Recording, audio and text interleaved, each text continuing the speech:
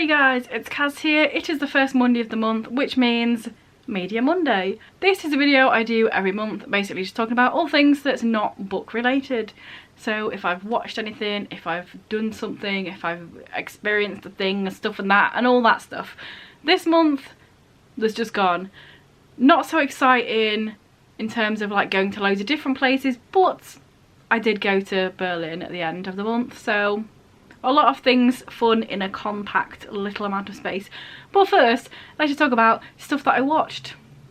So one of the first things I watched was Prisma season 2. Let me step over here so you can see it here.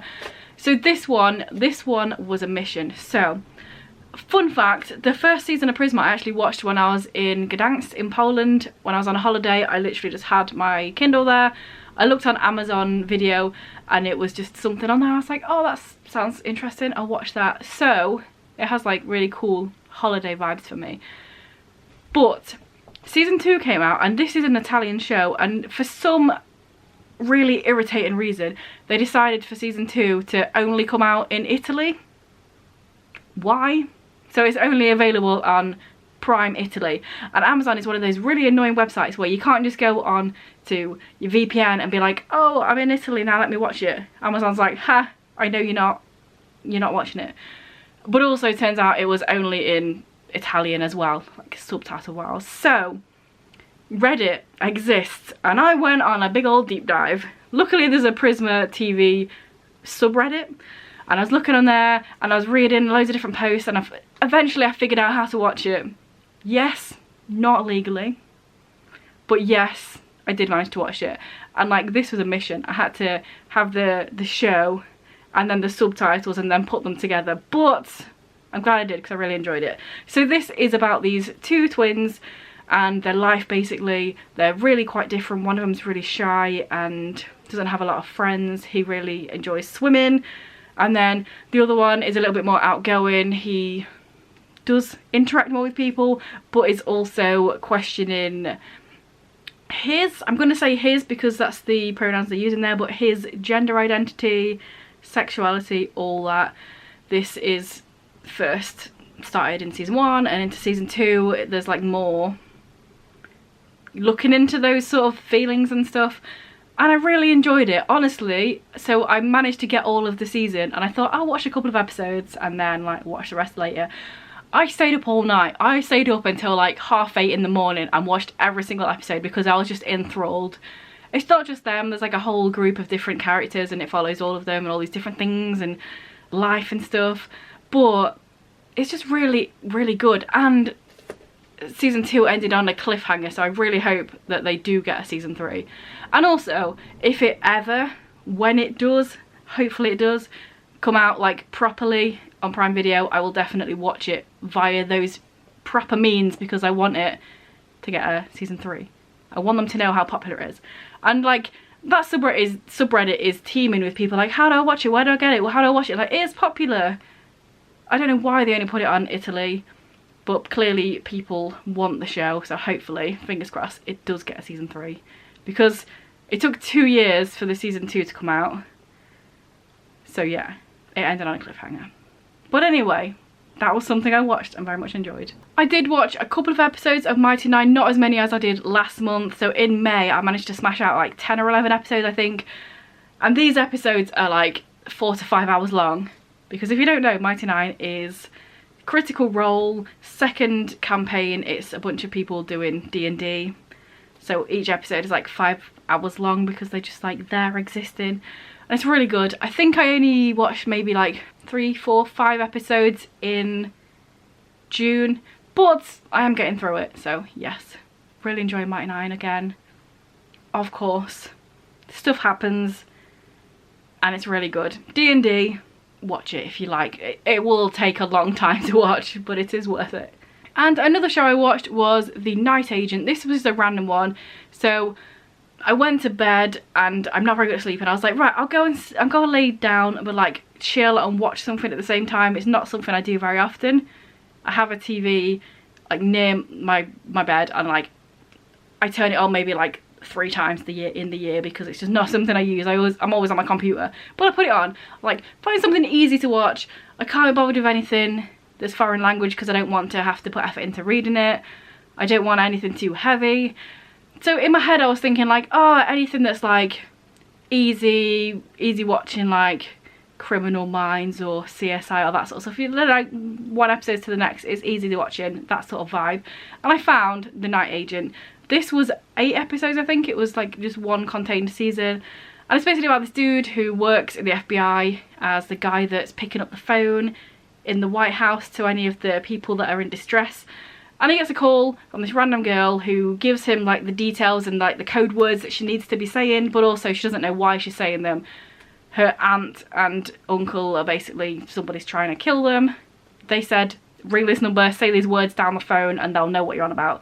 And then from there, there's like a whole mass of conspiracies and cover-ups and stuff's happening and they're on the run and then the like people are trying to kill them and it's all that. And it's very interesting and it was a good watch. So yeah, I watched like 2 episodes and then I did actually sleep that night. And then like the next few days I watched the rest. Imagine that. But yeah, really enjoyed that one. So glad I randomly decided to watch it because I am a sucker for seeing something on Netflix and clicking add it to my watch list and then just not ever watching anything. So yes, thank you for actually making a decision past me. In terms of movie, I have 2 sort of like kind of almost movies. They are movies because they're in the movie section, because on Netflix it's like hit the top 10 films and then one of them was in that, so it counts. Why does it matter if I watch a movie, you may ask? Because one of my goals is to watch at least 1 movie a month, simply because I have a movie section in my journal that I need to be able to write 1 down a month, so I need to actually watch 1 a month. The previous 2 years I had to put random TV shows in some of the months because I'm just like crap at watching films. But these 2 films I watched were just true crime like documentaries. So the first one I watched was Car Crash, Who's Lying. These were both relatively short. I think they were both sort of like 40 minutes to an hour long, so not really in depth or anything. This one was about a couple of years ago. There was a car crash. One guy died and one guy got really injured. Another guy was sat on top of the roof, and then it's all about like whether he did it. First of all, like there's some footage at the start, like the police camera footage, and he's like, yeah, I was driving. But he was like really disorientated, didn't know what's going on. Obviously he knows that his friends are hurt and stuff, and then later on he says, I wasn't driving, it was my cousin that was driving. So it's like, oh, who's lying, who was driving, what's going on? So I watched that one. This was an interesting one. I do think the way it wrapped up in terms of like the prison time for certain people felt a little bit like off. If you've watched it, maybe you'll understand what I mean. But that was an interesting one. And then the second of that sort of vibe one that I watched was the parachute murder plot. This is a case I have already heard of. I Could Murder a Podcast have done this case either on the proper case or one of the minisodes, I can't remember. But I already knew the ins and out. Basically this woman, she did loads of parachuting and that. And she did like 1,000 different jumps. And then her husband was like, oh, as a treat, let's do another jump. And then like her parachute didn't work, her other parachute didn't work. Turns out he was trying to kill it. Somehow she managed to survive. Like she fell all that way with no parachute. She broke some bits and bobs obviously, but she managed to survive. And yeah, that one was all about obviously the case. And this was a case that I knew about. I didn't know so much. I can't remember the boys in I Could Murder a Podcast going into like the victim as much as the fact that she like rescinded some of her information in the trial, and she was trying to like really say, oh no, he definitely didn't do it, oh the stuff that I said earlier was lying, because like they did some other stuff in the past as well. So that was a bit of a different take on it, because I can't remember them mentioning it. They might have done, but it's not something that stuck in my head as like, oh, the victim was actually like in court saying, oh no, what I said the other day wasn't true. But yeah, eventually he did go down. Not spoilers, it's a fact. It's just stuff. But yeah, that was an interesting one. Like I said, something that I did already know about, but sometimes I'm doing something and I want to watch something and I need something on there just to like watch at the same time, but I don't want to be like proper into it. So that was one of them. But it was a good time. And then another thing that I watched that was a TV show, is like 5 or 6 episodes, I think, but in a similar vein of this was the Asunta case, I think it's called. Yeah, the Asunta case. And this was a Spanish case, so it was like a TV version of this actual real life case. So it was in Spanish, and it was basically this couple who adopted, I think it was the first Asian adoption in Europe or something.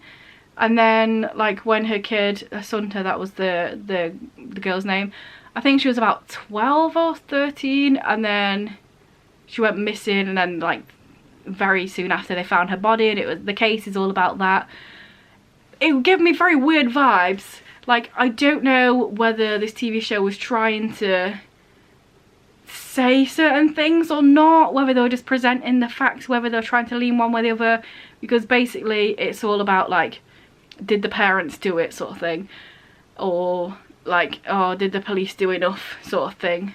But because it's told like, obviously it's like a proper show, so all of the characters are, like, all the real people are like characters in the show, so it's not like real detectives talking about certain stuff.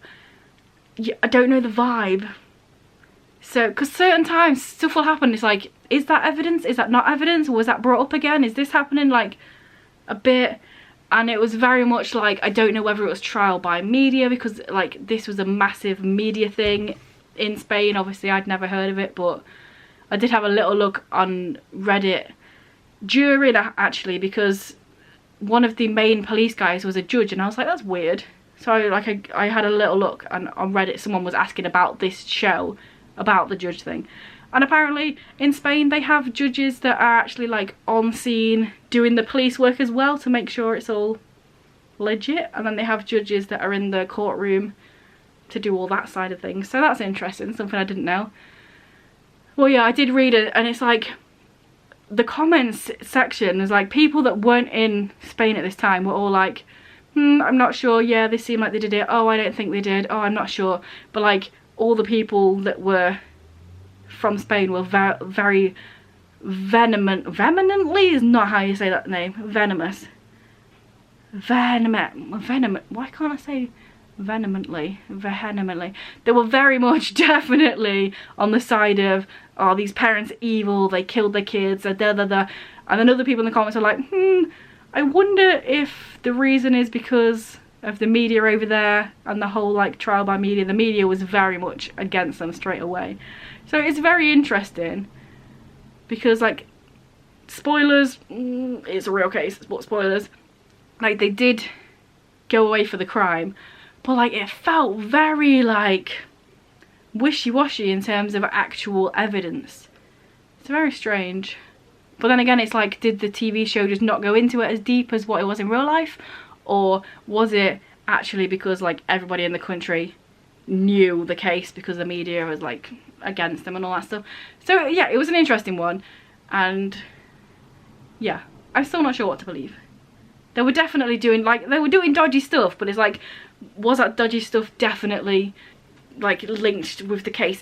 Anyway, yeah, watch it if you're interested. But they were definitely dodgy. Both of them definitely did some bad shit to their child, but it's like, in terms of in a court setting having to prove beyond reasonable doubt, it's like, these bad things are not necessarily this death, not necessarily correlate, why can't I say words? Correlate.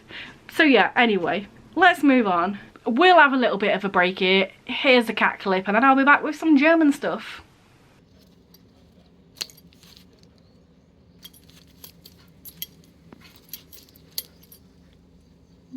Who needs a toy when you've got string? So the first German stuff, Psych, is actually the show. Only a little dabble. So basically, obviously I went to Berlin, it was really cool. But because of that, I sort of remembered that I was watching this TV show ages ago that I forgot I was watching. So then I went back and watched a few episodes. And it's called, I've actually written down the pronunciation, Blutinger Anfänger, which means bloody beginners. And it's basically a TV, like a cop show. In like, they're training. So it's the younger people training like in this academy. They're in sort of like a university setting, but also go out onto the scenes with the older people and stuff. I only watched 2 episodes. I watched the last 2 episodes of season 4, but there is a season 5 out now. And yeah, I enjoyed it. I forgot I was watching it, and because it's like I have to go on VPN in Germany and then watch it on like the German website that it comes out on.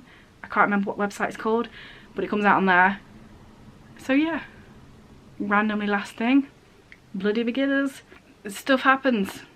It's like CSI but German, but like the younger people learning how to do it. So they have the obviously the proper detectives and stuff, and then there's a small cast of like 5 like 20 somethings, and they're going out on the case and learning and figuring out how to do the job and all that sort of stuff. And each episode there's a different murder, death, whatever you want, and then yeah, and then they solve it. It was good. It's good. It is good. I've still got a season to watch, so I remembered it exists now, so I can actually watch it. But moving on to like actual stuff that I did in Berlin. There is a vlog coming. I promise I won't wait 6 months to get it out like my last one that came out a few days ago, but was in October last year. But I'll give you some like spoilers right here.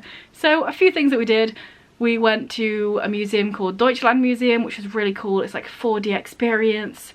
So you go through the history of Germany, and each of the room, like the whole room is set out as the thing. For example, as soon as you go into it, the whole room is really dark and there's foliage everywhere, there's trees in there, the ground is made of dirt, there's like swords and helmets and stuff around, because it's about the tribes back in the day. So like the whole room is set out like that. And then in another part, for example, it's like you're in a medieval castle and you're in the room where they would do all the writing in books and do the printing and stuff. It was really cool. In that printing bit, in fact, there was like a little place where you could print a little bookmark. So you picked your letter and then the twisty thing on the outside of the letter, and then you pushed it in and twisted it as if it was like a proper printing press, and then a bookmark came out. I did 2. These C's are like the only decent C's. All the C's are really weird. They look like L's, most of them. Or R's. Like back in the day, C's weren't the best, but obviously I needed to do C for my own name. So I did these 2. Another museum we went to, which was right next to that museum, was the Espionage Museum, which is all about spies, which is cool. There was loads of different activities and things to do and look at and see, obviously, because like it had all the stuff, you know, like poisons, different weapons, different places. They had secret cameras, they had like loads of different things on display that had secret cubby holes in them that people would put like film in, or secret messages and stuff. It was really cool, like from a hollowed out walnut to like a hollowed out nail that was like an actual nail hollowed out so they could put a little space in it, to like a deodorant can that actually had a little piece of thing that had actual deodorant in, so if you sprayed it, it would come out, but like you could take that out and there was a space for the secret stuff in there. Glue stick, again, the top bit with a bit of glue in so it looks like an actual glue stick, and then inside you can put the secret things. And in there you could do a little Morse code thing. So here you go, if you want something fun to do, Google a Morse code translator and do that.